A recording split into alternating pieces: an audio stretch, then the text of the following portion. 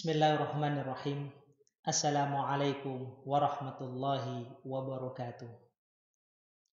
Alhamdulillah, alhamdulillahi alal iman wal islam, wa syukru lahu ala taufiqi wal imtinan.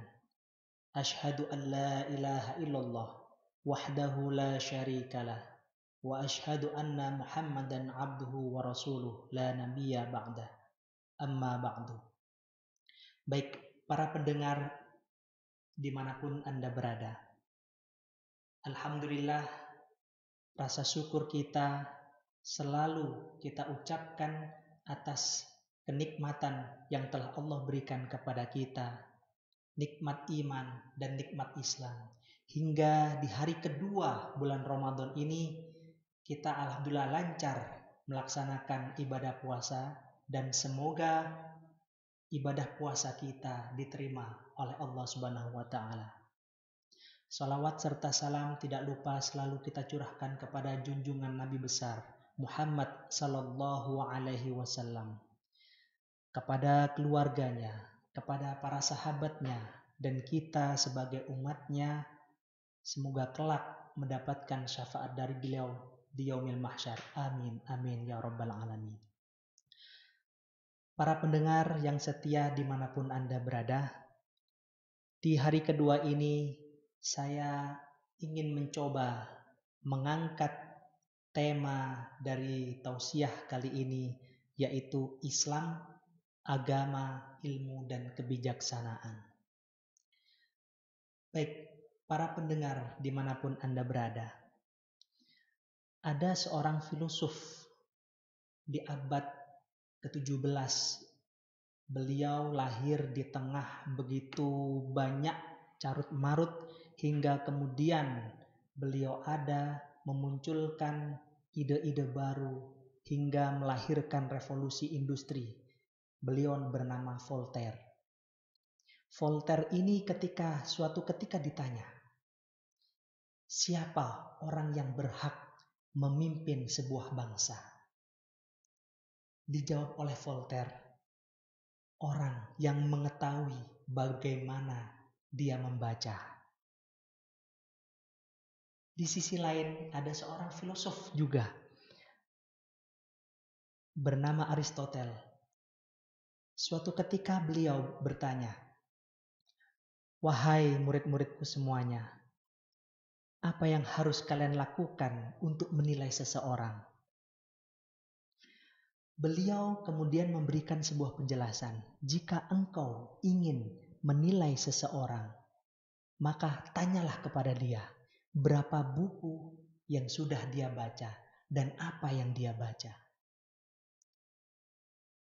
Para hadirin pendengar dimanapun Anda berada, dari dua contoh kata-kata bijak dari seorang filosof, kita bisa mengetahui bahwa membaca adalah salah satu bentuk ibadah juga.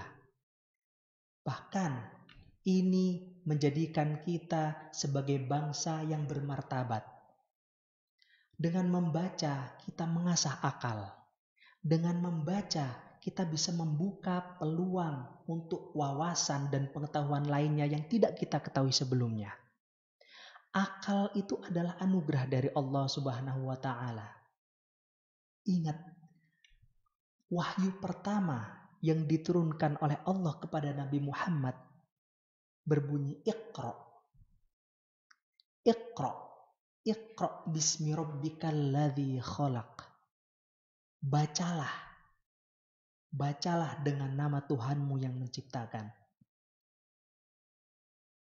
Dari kata-kata yang tadi saya sampaikan, dengan wahyu pertama yang diturunkan kepada Nabi Muhammad, ini sangat senada. Bahkan jelas eksplisit tertulis Iqra, baca. Artinya apa? Artinya jika seseorang membaca, itu sama saja dia sedang mensyukuri nikmat Allah, yaitu akal yang Allah berikan kepadanya. Karena akal ini adalah anugerah. Dengan akal manusia menjadi beda status, menjadi beda kelas dibandingkan makhluk-makhluk yang lain. awal mula penciptaan Nabi Adam alaihissalam. Yang pertama kali Allah lakukan kepada Nabi Adam adalah wa'allama Adamal asma'a kullaha. Allama, Allah mengajarkan kepada Nabi Adam. Artinya proses pembelajaran itu selalu dituntut oleh Allah. Di dalam Al-Quran banyak sekali ayat-ayat yang berbunyi afala tatafakkarun, afala ta'qilun, afala tatadzakkarun.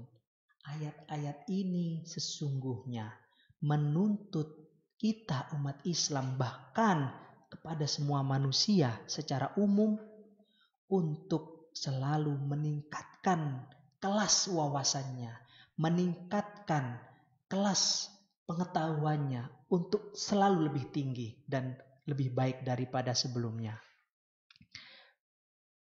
Seorang ulama besar yang terkenal dengan sebutan Hujjatul Islam, yaitu Abu Hamid Muhammad Al-Ghazali, di dalam kitab Al-Manar, beliau menukilkan salah satu ayat, yaitu surat Asy-Syura ayat 17, yang berbunyi, Allahul ladzi anzalal kitaba bil haqqi wal mizan.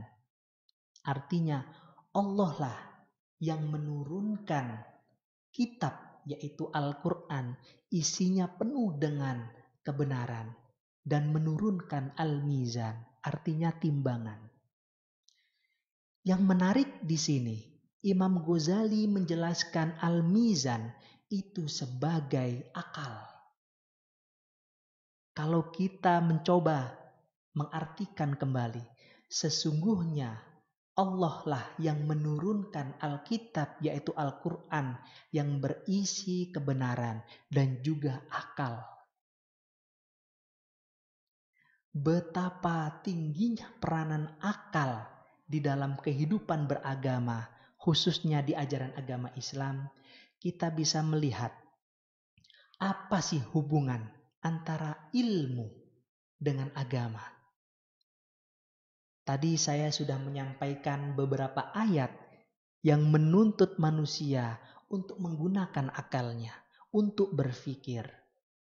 Mari kita sama-sama mencoba merenungi kembali beberapa kajian-kajian kitab fikih. Entah itu bab tentang sholat, entah itu bab tentang ibadah puasa yang sedang kita lakukan, ataupun ibadah haji. Salah satu syarat dari sekian banyak syarat yang tertulis, yaitu akil, berakal. Artinya, ibadah seseorang ketika dia berakal, maka berlaku pula pencatatan amal perbuatan. Orang yang berakal, jika melakukan kebaikan, maka dicatat sebagai pahala.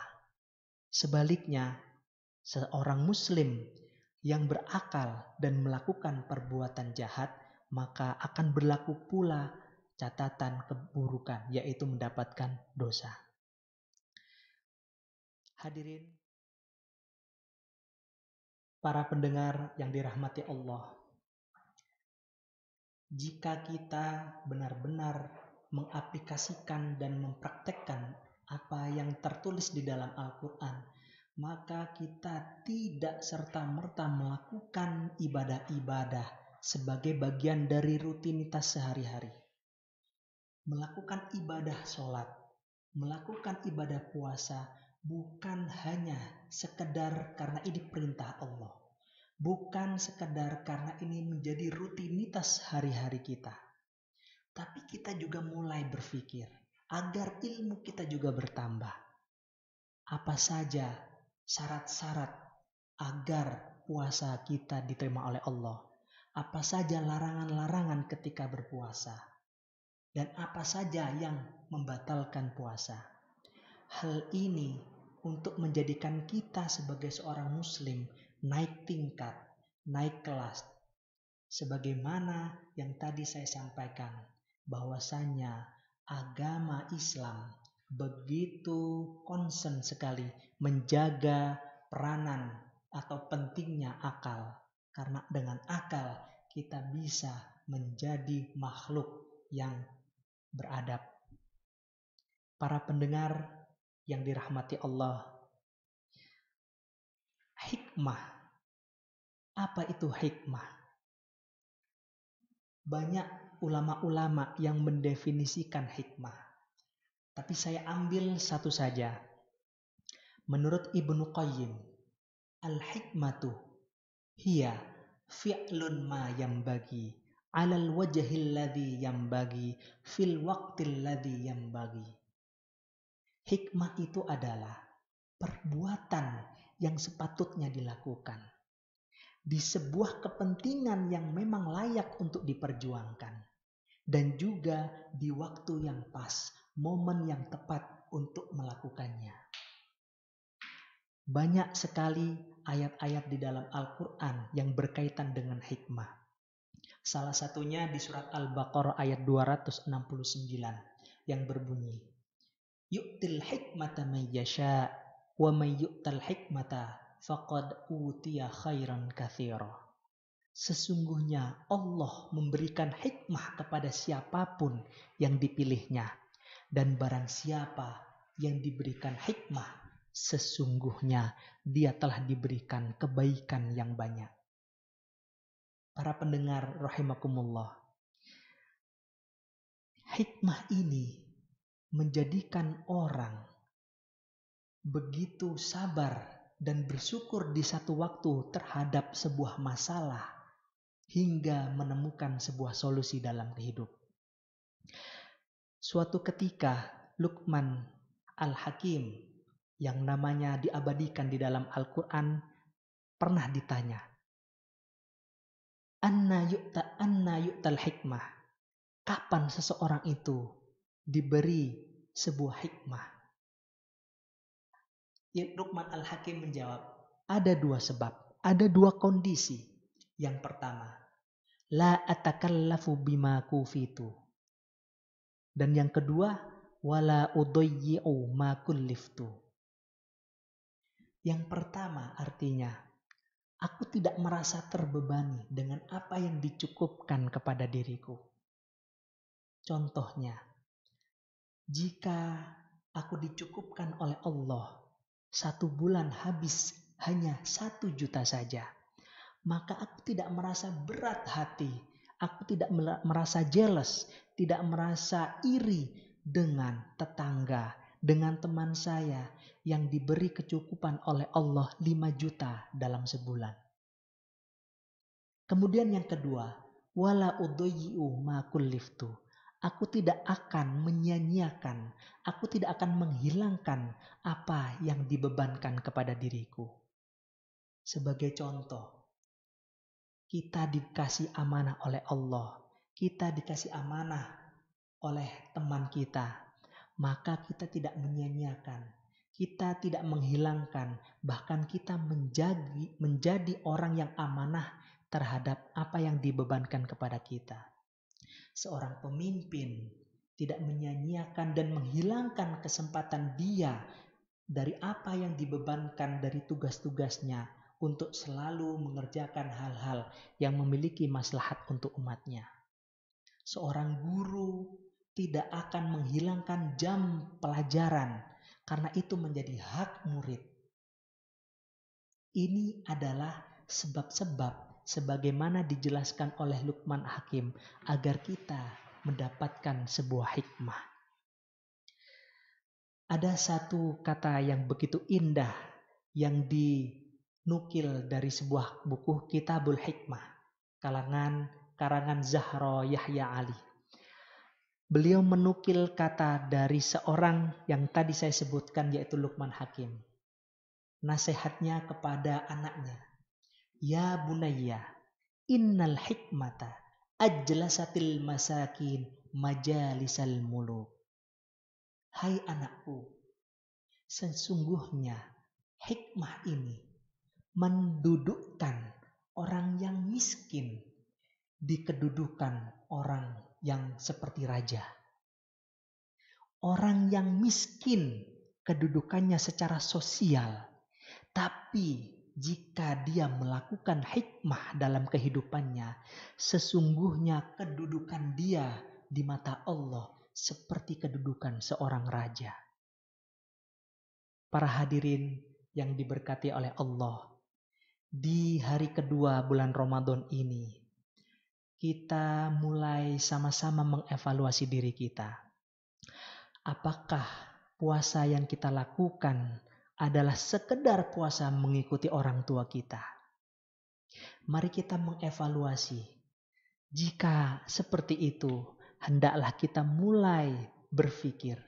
Kita ingin naik kelas hingga ibadah puasa yang kita lakukan benar-benar diterima oleh Allah dan kita melakukannya bil ilmi, melakukannya dengan pengetahuan dan wawasan yang kita ketahui dari manfaat, tujuan dari puasa hingga hal-hal yang lain berkaitan dengan puasa.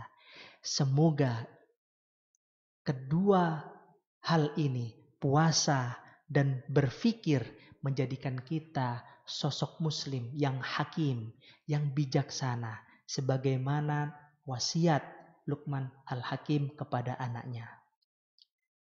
Para hadirin, para pemirsa dimanapun Anda berada, cukuplah sekian kultum atau tausiah dari saya. Semoga kedepannya di hari ketiga dan selanjutnya kita masih tetap bisa istiqomah. Kita tetap bisa melakukan ibadah puasa kita dengan ketulusan, dengan ikhlas, dan juga melakukannya dengan sadar dan dengan ilmu. Baik, cukup sekian. Terima kasih. Mohon maaf atas segala kekurangan dan kekhilafan. Wabillahi taufik wal hidayah. Wassalamualaikum warahmatullahi wabarakatuh.